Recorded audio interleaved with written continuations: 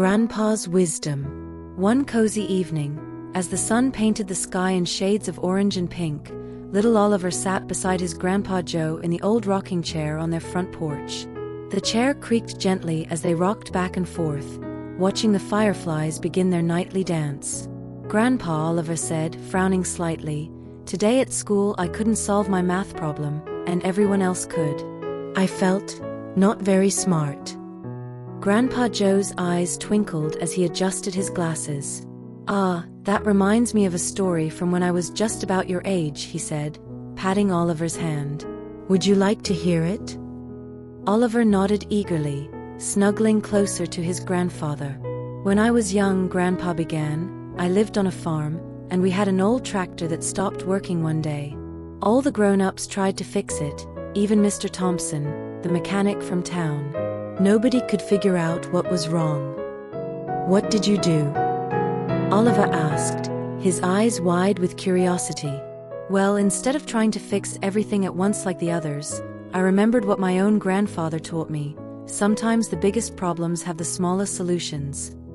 So, I sat and watched that tractor for a whole afternoon.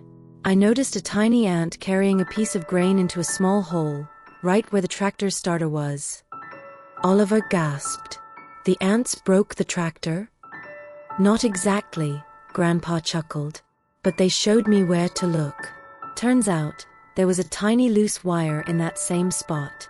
Everyone else was looking for big problems, but sometimes you need to slow down and look at the little things." "Just like in math?" Oliver asked thoughtfully. "Exactly. When you're stuck on a big problem, try breaking it down into smaller pieces. And remember, everyone learns differently. It's not about being the fastest to solve something, it's about finding your own way to understand it." Oliver smiled, feeling better already. "Did you fix the tractor yourself?"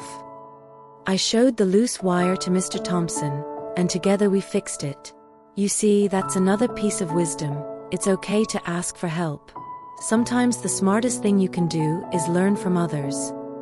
The fireflies continued their twinkling dance as Grandpa shared more stories from his childhood, about the time he learned patience while waiting for his garden to grow, and how he discovered courage when he helped a lost lamb find its way home during a storm.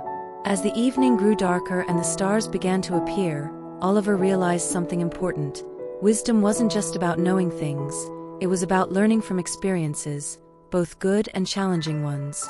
"Grandpa," Oliver said as they headed inside for bedtime, "can you tell me another story tomorrow?" "Of course," Grandpa Joe smiled. "After all, sharing wisdom is like planting seeds. They grow into something beautiful when shared with someone you love." That night, Oliver dreamed of tractors and fireflies, ants and math problems, and all the wisdom still waiting to be discovered. And he knew that no matter what challenges tomorrow brought, he had his grandfather's stories to guide him. The end.